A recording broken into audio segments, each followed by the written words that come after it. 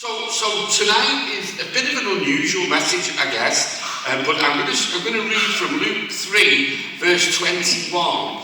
And maybe this is for a couple of people here tonight to encourage you this afternoon, tonight, whatever. It is tonight, really, isn't it? 20 past 5. So this is from Luke 3, verse 23. It's about the baptism of Jesus. John baptized Jesus, but it's about far more than that, because we're going to look behind the scenes of it. When all the people were baptized, it came to pass that Jesus also was baptized. And while he prayed, the heaven was opened, and the Holy Spirit descended in bodily form like a dove upon him. And the voice came from heaven which said, "You are my beloved Son, in you I am well pleased." Father, just take your word tonight. I pray that there will be, it'll be sent like arrows into our heart, not to injure or hurt, but to heal and to exhort and to encourage and to build up in Jesus' name. Amen. How many times have you read the Bible and you've read that little phrase, "and it came to pass"?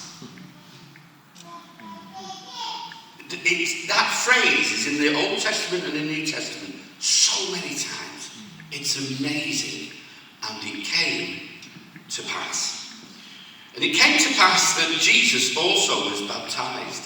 It says the heavens were opened and that the Holy Spirit descended in bodily form. It came to pass. Just recently, within my Bible reading program, I had to read in a pretty rapid way the book of Leviticus. Now, Leviticus is not the most exciting book to read on your Bible reading plan, but when you read it quickly, it can be quite an amazing book. And what I found about it was, there's some relevance to this, is when I went through the book of Leviticus, I understood a little bit more how ordered the Lord is in his seasons and in his times. God is over and above time. He is the eternal God, outside of time and over time. In fact, God created time. Solar time and lunar time. Time of the sun, time of the moon, the greater light and the lesser light. He's in charge. At creation, he made time. Now think of God being completely outside of creation, making time as a measure for man, as a measure for humanity. Everything we do revolves in some way around time. The time of this meeting, I realised it started at 4 o'clock, not 4:30 on the way here. But when I got here, it hadn't started. So I'm glad they had a little bit of engine time going on there. So but so much, if it's Africa, I know you don't need a watch, you need a calendar. So, no, serious, because I've preached in Africa loads, and it's not what time it is, it's whether it's day or night, So I had a pastor turn up at 7 o'clock at night for a prayer meeting when it was 7 in the morning. So, and no wonder he missed it. But anyway, time, everywhere we look there's time. You can't escape it. Listen, a friend of mine never wears a watch. I said, why don't you wear a watch? He says, I'm just not being dictated to by time. I said, I'm sorry, but you are. He says, no, not me. I said, well, you are. Because whether you like it or not, there's 24 hours a day, 7 days a week, and 52 weeks a year, and 10 years in a decade.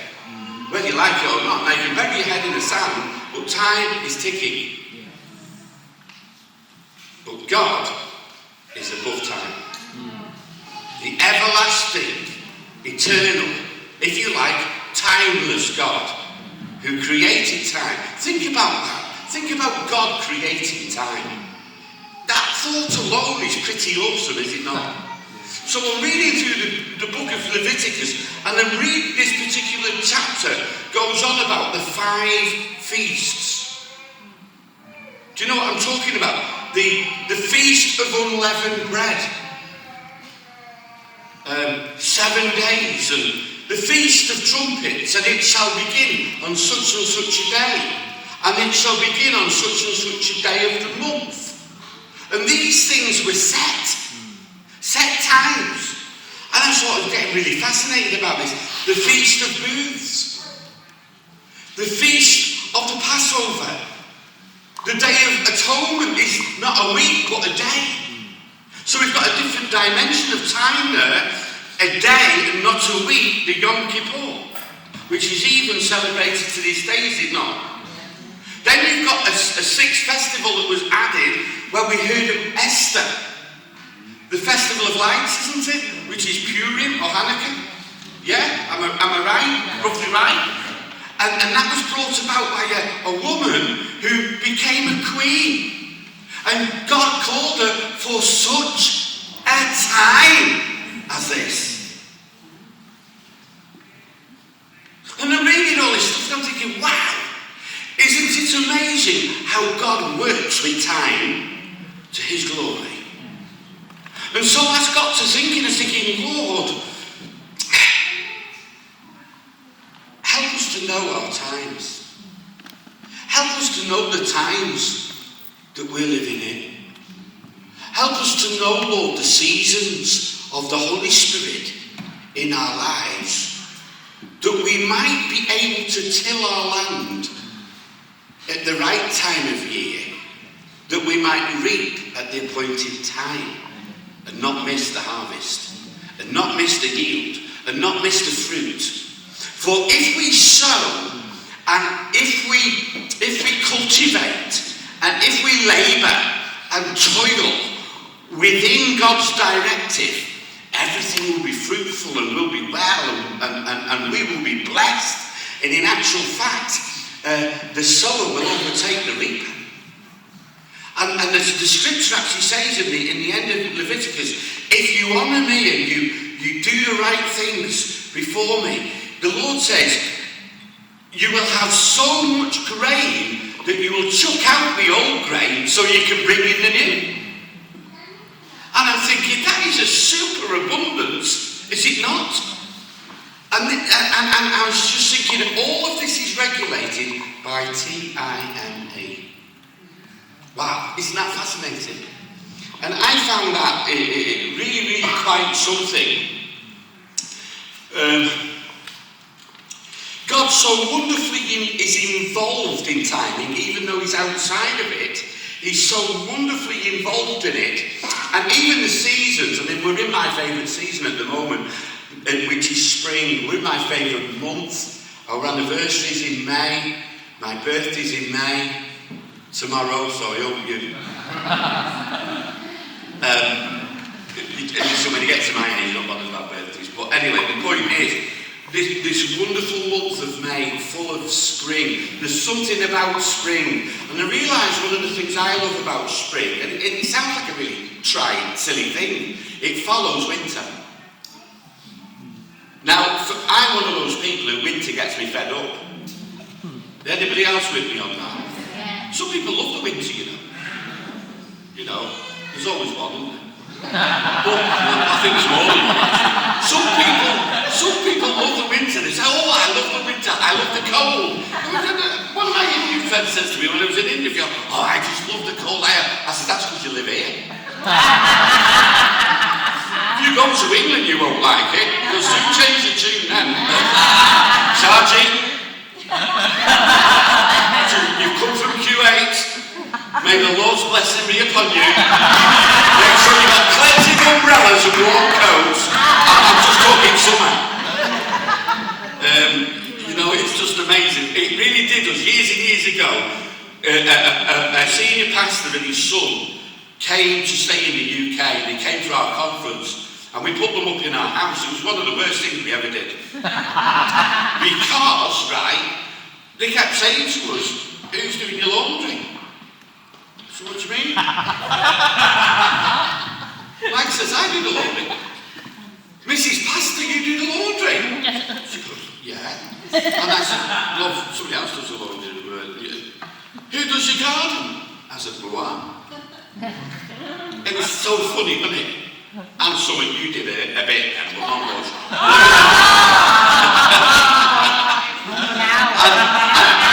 And here's the weirdest thing, wait till you hear this. They came in May. Right, they came in May, best month ever. Came in May. It was boiling. Absolutely boiling. They sat in our garden every day.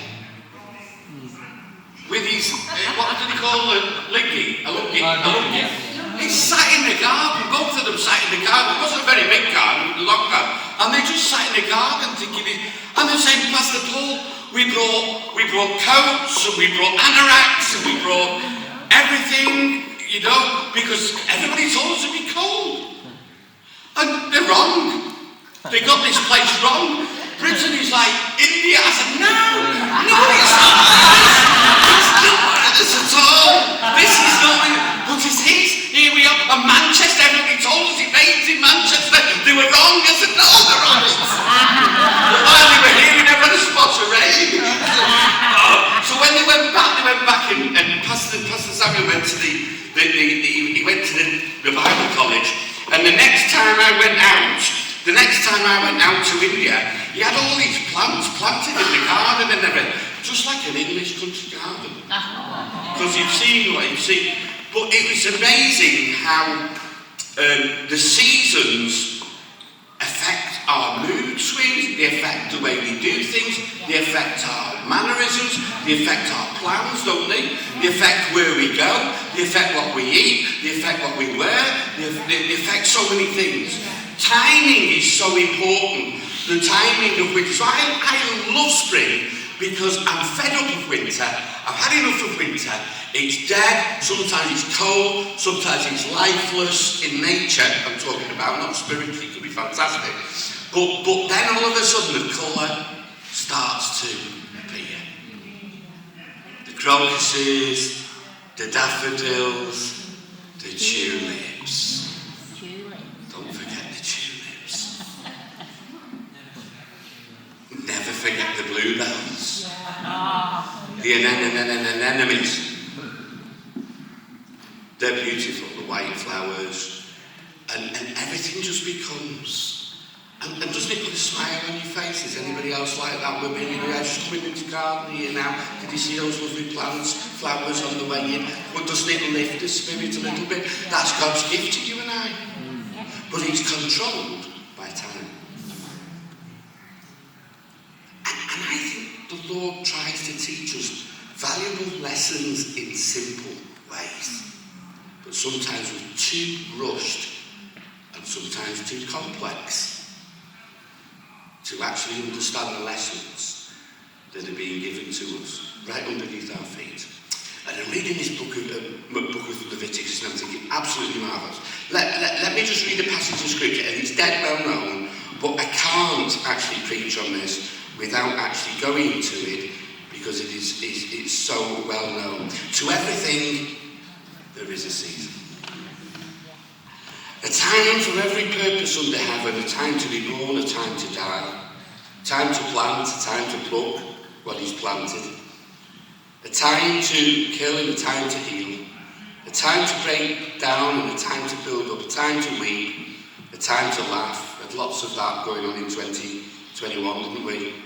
A time to weep, a time to mourn, a time to dance, a time to cast away stones, a time to gather stones, that's to do with memories, a time to embrace, a time to refrain from embracing, a time to gain, a time to lose, a time to keep and a time to throw away, a time to turn, a time to sow, a time to keep silence and a time to speak, a time to love and a time to hate. That's not the hating as in hating kind of thing, but a time of war, a time of peace. And then he goes on to note that he makes all things beautiful in his time. Everything's in his time. Let me say that. Now, let me bring the natural into the spiritual realm. still very important. How hard it can be sometimes to accept God's timing over our lives. But incredibly powerful if we do. Incredibly powerful. Paul the Apostle says, in the fullness of time, God sent forth his Son for us to be born of a virgin, to become incarnate, that he might deliver us. It couldn't happen a day before or a day later. It happened right in God's timing. Somebody was talking about if Jesus had been born today, it would be very, very different than the Jesus that the Bible speaks about. He would still be the Son of God, but he would be very different. It would look a bit awkward with Jesus dressed in a kind of t-shirt, a pair of jeans with a mobile phone. Do you know what I'm saying? It kind of destroys the impact, I think, for us, because years and years ago was a simpler time. We live in a very complex age. And I think that everything was right that needed to be in place for redemption to take place. So it was the fullness of times. It was, in other words, it was the exact moment that Jesus came to this earth. And timing in our lives regularly plays a massively important part. And some of us may be aware of that. And I've spoken to Christians who are completely unaware of the timing of God in their lives, and that's such a shame. Sometimes I've missed timing moments in my life, either because I've not been listening, because I've been sidetracked. Usually that's the number one thing that takes our eyes off the understanding of timing. How many of us are late for a meeting because we got busy doing something, and then we looked at our watch and we thought, oh my goodness me, I'm half an hour late. Ever done that? If you haven't done that, you're not normal. We've all done that at some stage, haven't we, in our lives? Even if it's not half an hour, oh my days, what has happened? We got something, we got carried away. That's what happened. We got diverted. We got busy doing something and we missed the moment. And so it really is important that we understand. Do you know, I spoke on this at the youth conference that they had in Cavan, so I won't go into this a lot, but it's massively significant. Your life, my life, are made up of moments. Moments. The biggest moment in my life was when I was born again. Second biggest moment was when I got married. But the first moment is when I met Jesus Christ and gave my life to him as a result of his timing upon my life that I responded to. Some people don't even respond to the timing of the Lord, you know that? Some people run away. That's why we call it a decision. I made a decision for Christ. Because you can decide not to make a decision for Christ, and that in itself is a decision. But the time was there for us to make the decision. Yeah? So it is important that we understand the importance of timing in our lives. Last week when I preached at the church, I preached on vision becoming a reality in the field of tourists. I don't know whether you've seen that online if you weren't there. Or I would encourage you to go and listen to that because it would fill a lot of blanks in with a lot of people in terms of the Lighthouse, how it came about, etc., etc. But I finished off the preach with a story from India. I did have some stories from Romania, but this one was a story from India because this dear man of God passed away some time ago. And at this church, myself and Hayden Morton, who's an Ealing pastor from near Bristol, we'd gone to India together and we worked very well together. And at one point he nearly came to Manchester as a pastor. And he was with me in India. And we went to this mission and all the seats were out. And it was one of those situations where all the Indian guys will know this well. The church was next to the street and there was like a kind of a canvas covering over the building. But it was like semi-outside. You could see the people at the street going past. only half the chairs, so say there was twice as many chairs as this, only half of them were filled. All the back was not filled, it was all empty.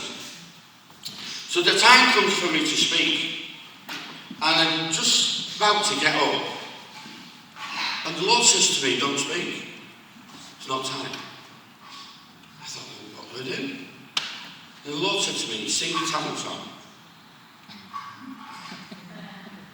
So I had done some years earlier, so I thought I'll have a go. And I sing at the melum, pambim melum, nangde selue. Sing at the melum, pambim melum, nangde selue. Sultanim sagela, vale maida valla, arekaram yanakande. Sultanim sagala, vale maida valla, arekaram yanakande. Hallelujah! Hallelujah! Hallelujah! Hallelujah! Hallelujah! Hallelujah! Hallelujah! Hallelujah! Hallelujah! To the pen, to the pen, to the pen, to the pen, to the pen, to the pen. Stand on the lion, tread on the serpent. I will walk night and day. Anyway, I sang that. People started flooding in. Here is this white man singing Tamil, and they were all coming in going, sitting down and watching and listening.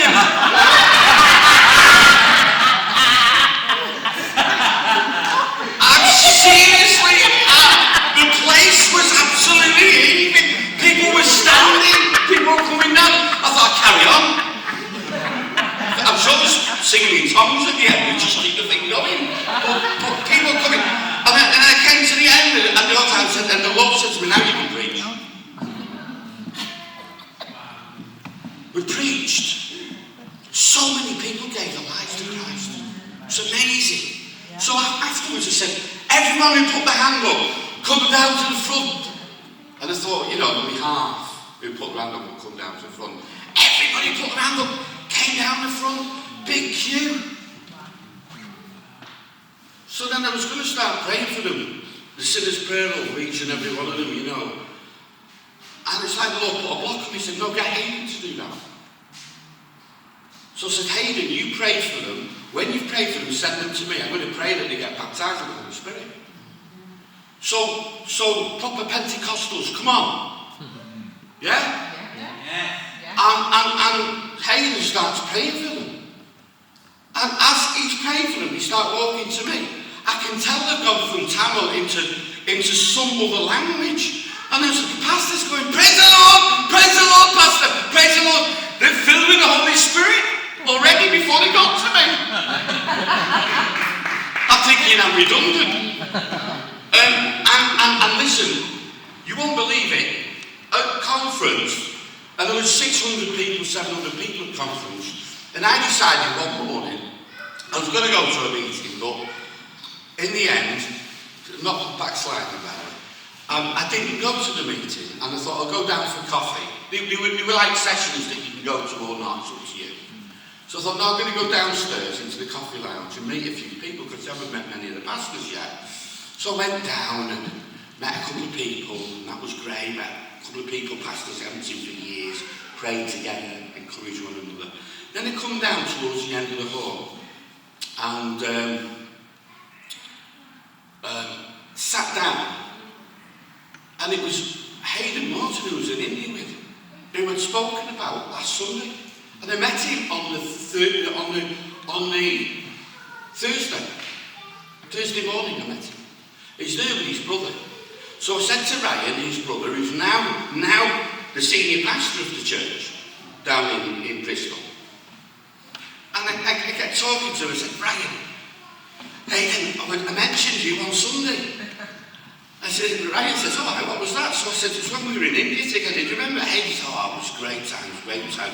So I relayed the story back, and Hayden remembered it all and some extra stuff. And Ryan was saying, is this happened, Hayden? Oh, yeah, man, yeah. So I told him churches we were building in India. He says, Paul, you've got your 305th Indian church. And he said, and we're going to build one through Lighthouse. The end of that conversation, I just got another church for India. Now, if you add all of that up, that was impossible had there not been timing involved. Now, God didn't say to me, go and have a coffee and meet up and you'll find Ryan and you'll find Hayden. The Lord just put something on my heart to go down there, and that was nice. And then the conversation opened up. And I realised I was sat there speaking with the guy who I was relaying that thing at the sermon last Sunday. He was the man who was with me. Now, I haven't seen Hayden for years. And his brother was there, and his brother had the authorisation right there and then to say, we'll build a church in India. We're having that conversation, and Ryan just says, what churches have you built in India? Because Hayden says, oh, I've built loads of churches in India. And Ryan says, why? I said, we're just building one on the Andaman Islands in the Nicobar. Build another one, we'll sponsor one. Just out of a conversation that was governed by the timing of the Holy Spirit. And these are the examples that we could miss so easily if we don't, in retrospect, look back and say, Lord, glory to your name. Thank you that our times are in your hands. How powerful that is, friends. Do you understand that tonight? If you're a born-again Christian tonight and you love the Lord and you know the Lord, your time is not in your hands. You're not master of your time. God is master of your time. God is master of the minutes, of the hours, of the days that you are on this earth. He is the master of those, not we ourselves. And we must not take those back from the Lord, but we must say to the Lord, into your hands I commit myself. I commit my days. I commit my plans. I commit my agenda into your hand. In other words, not my will be done, but your will. Isn't that amazing? Yes. And I think that that's a good looking back. And I'm not personally, I don't advocate looking back in anything but a positive way. Because as I said the other week in a meeting, we are all the people we are today to some degree. I'm very measured when I say this, to some degree, because of where we've been and because of the upbringing we've had and because of our background. Our background still affects us to this day. Let's be honest about that. You know, one thing the Lord doesn't do is erase your past. He forgives your past, but he doesn't erase it. We live with our past, but we have to know how to deal with it. We have to know to submit it and put it under the power of the Holy Spirit, so the new creatures we are in Christ are way and far above anything that happened years ago in our lives, in Jesus' name. That's why Isaiah says, behold, I do a new thing. Forget the former things. What do we do when the Lord says forget the former things? We remember the former things. But Paul actually turns around and says, forgetting that which is behind, I press on. And just before Paul says that, by the way, he's remembered everything about his past. About his tribe, Benjamin, about him being a Pharisee, about him being persecuting the church and everything. He's called it all to remembrance for our sake. But in actual fact, he says, forget the past. In other words, what he's saying there about the past is there is nothing negative about it anymore, because now Jesus has come and redeemed me from my past, and he's given me a future which is far more important. Our destiny has become far more important than our history. See now, but God doesn't erase your history. In fact, if you don't understand your history, you won't really understand your destiny. It's one of the reasons why the Lord, when we went into our new building, the Lord spoke to me really clearly and said, make sure you put a timeline on the mezzanine. He says, because anybody who's coming into the church from now on, they won't understand the history. And if they don't understand the history of the church, they'll never enter into the destiny. And as I've gone through the years, I've marveled at the wisdom of that word, but it came straight from the Lord. And they've realised the significance of it more and more. Do you get that? So the timing of God down through the years, and this is something that we need to do now, trust in his timing for you. Trust in it. Some things might never come to pass because they weren't meant for you. Not everything is meant for you. Not everything's meant for me. Even things I wanted were never meant for me. Therefore, I have to move on from those things because they weren't meant for me. They never happened. But there are other things that have happened to me in the timing of God that were meant for me. And there's certain things that God has reserved for you. He's not keeping them from you. He has reserved them for you. So please remember that. Time was made for man, not man for time. And it's always important that we understand that. Then I come to this reading that Joe preached on this morning. And if I may, have a look at it quickly before we wrap up. This is in the book of Acts. I don't know how many of you heard this today, but Joe spoke on this. Peter and John went up to the temple at the hour of prayer, the 9th hour. A certain man lame from his mother's womb and was carried, whom they laid daily at the gate of the temple, which is called Beautiful, to ask alms from those who entered the temple, who, seeing Peter and John about to go into the temple, asked for alms. And fixing his eyes on him, John and Peter said, "Look at us." So he gave them his attention, expecting to receive something from them. Then Peter said, "Silver and gold I do not have, but what I have I give you. In the name of Jesus Christ of Nazareth, rise up and walk." He took him up by the right hand and lifted him up, and immediately his feet and ankle bones received strength. So he, leaping up, stood and walked and entered the temple with them, walking, leaping, praising God. And all the people saw him walking and leaping and praising God. They knew that it was the same one who sat begging at the beautiful gate of the temple, and they were filled with wonder and amazement at what had happened. But the council, the Sanhedrin, came down on the apostles because of this marvellous miracle. And the thing about this is Acts chapter 4 verse 22, and Joe touched on it this morning. Acts chapter 4 verse 22 tell us that this man was over 40 years of age.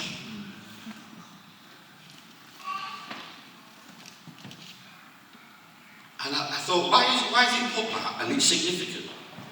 Highly significant. Not marginally, highly significant.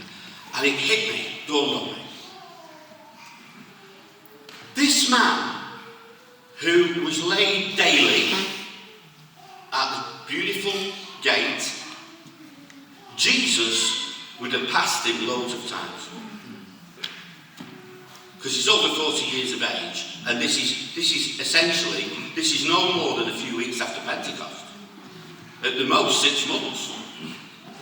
So this man, Jesus knew exactly who he was, and Jesus never healed him. Jesus walked past him.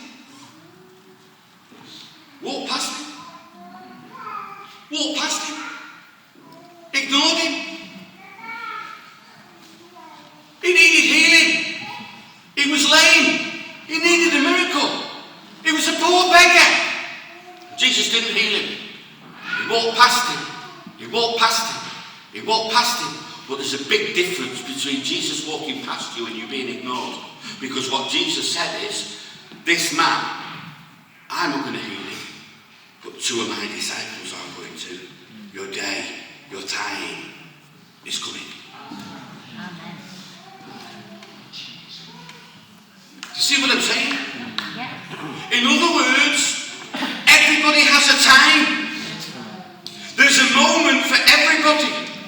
All you have to do is to trust in his timing. There's a time coming which is your time and it's God's time. It's God's time and it's your time, and it will come if you keep trusting.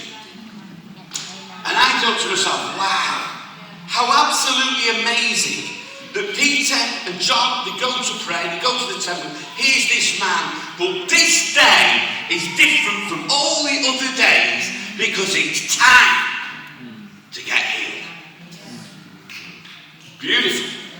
Absolutely beautiful. Now was in our cafe this morning after the service speaking to one of our congregation members who just a couple of months ago was healed of cancer. Healed of cancer.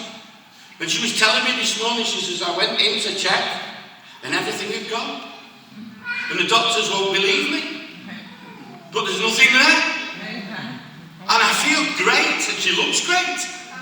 And one of our ladies was saying, oh, you look fantastic. She said, I feel fantastic. And the doctor said, there's nothing there, there's no cancer. So I'm going for a scan and then they're going to give me a letter to say there's nothing there. But she says, I feel fine and I know God's touched me. And this is the second time she's been healed of cancer in a different area of her body.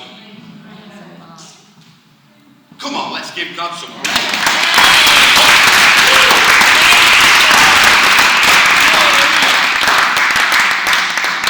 And here's the thing. I wish that had been my brother last year. But it wasn't. Because God's timing is perfect. It's not in the hands of man. It's in the hands of God. And faith says, I believe. And faith says, I accept God's time, not my time.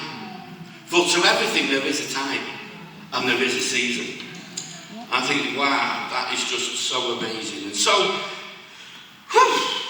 the Bible says they put their hands down in the name of Jesus and they lifted him up.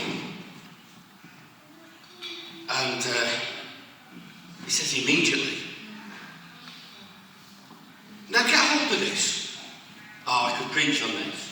You've ever heard my message on coffee? Instant coffee. It's an oxymoron. But let me put it this way, there's no such thing as instant coffee. There's only such thing as instant coffee to the people who drink it. But it still has to be farmed, grown, crushed, processed, marketed, sold, bought, put in the cup. Nothing is immediate. And this man at the beautiful temple, even though it was immediately healed, there was a 40-year-old process going on. So that when Peter and John came to me, it looked like everything was just, instant coffee. No. It's not the way it happens. God had diarised a moment. He had scheduled a moment when this man would be healed. Wouldn't even be healed by God's Son Jesus. He would use Jesus' disciples, Peter and John, because basically the church had to go and enact the power of God through the Holy Spirit after Pentecost, like we say. Praise God. Wow, isn't God great? And so accept God's timing because God knows best. I'm intrinsically aware these days, God knows best. Even when we would like it to be something different than it is, but God does really know best, and that's faith. I remember just a last analogy. Many years ago, there was a young man came to me. I'm not going to mention names, but they're still very, very close to us. But a young man came to me, and he said, I want to marry such and such a person. And he came to me because her father wasn't around, as a young lady, a really dynamic young lady. And he says, I'm going to marry her. I said, oh right, when are you going to marry her? He says, such and such a date. I said, no, you're not. What? He said, I said, no, you're not. You'll have to wait 6 months. Why? I said, because you haven't been going out with her long enough. Oh. So he went back and he told his soon-to-be bride, and she was dead pleased. Now, you have to bear in mind, I knew nothing about this until years after we got married. Is that right? Years after we got married. So she's dead pleased. I said, why? I said, because I knew somebody in our church loved me enough to tell somebody to do it right. So anyway, they waited. They decided to wait, and the man was big enough, that young man was big enough to take on board the advice. And they got married, and we married them. We did the wedding. What I didn't know, and they only told me later, is if they'd have got married on the day that he told me they were getting married, the very day before, the grandfather, who was her biggest figure in her life passed away.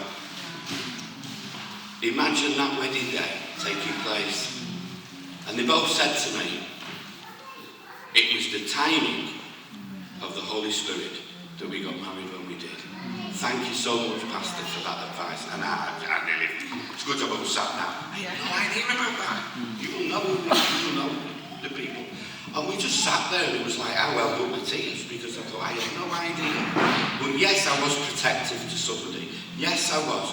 But thank God that somebody had I thank the Lord that he had the humility to just say, yes, 6 months is not a big deal. Actually, when I went to ask my father-in-law for the hand of Mags, he got me to wait a year. And I've known Mags half my lifetime. But he says, it's alright, son, you'll wait a year. But I want to get married. I don't think that's wise, son. Just do it in a year. Right? Never argue with Pastor T, that's for sure. And so, what am I saying with all of this is these things here. Let me leave you these things to write down. Number 1, be faithful.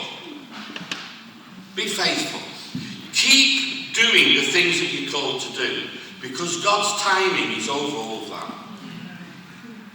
And if you're faithful in small things, you'll be faithful in much. So there's going to be a gear shift in that somewhere. Right? There'll be a gear shift. You won't carry on just doing the same thing. A person who's good at a job will not carry on doing that job all their life. There's no way, because they're good. So we all know they're good. Let's put them in charge of. Let's put them in charge of. Let's put them in charge of, because they're good. Be faithful. Number 2, be patient. Oh God, this is hard, isn't it? Be patient. Wait for God's promises to be fulfilled. It will come to pass. And it does come to pass. And it came to pass that Jesus was baptized. Heaven was opened. And the Spirit of the Lord descended on Jesus. Number 3, be obedient. Just be obedient. Paul said before King Agrippa, I was not disobedient to the heavenly vision. Acts 26. I was obedient to that vision. Number 4, be thankful. Be thankful. This is a world full of ingratitude. But gratitude is an attitude. We must decide to be thankful, otherwise we won't be. But if you're a thankful person, you'll be a really, really happy person. Because thankful people tend to be the most happiest people on the world. And number 5, that's what, be joyful. Be cheerful. Yeah, we could always be down about something. But one thing that makes me enjoy life, even when I'm not enjoying it, I'll put it that, is Psalm 31, 35. I know that my times are in his hands. God bless you tonight. This church is in his hands. Amen. The people here are in his hands. The destiny is in his hands. He's got promises in his hands for you. Can you stand with me a moment? Praise you, Jesus. Father, I just want to thank you so much for all that's happened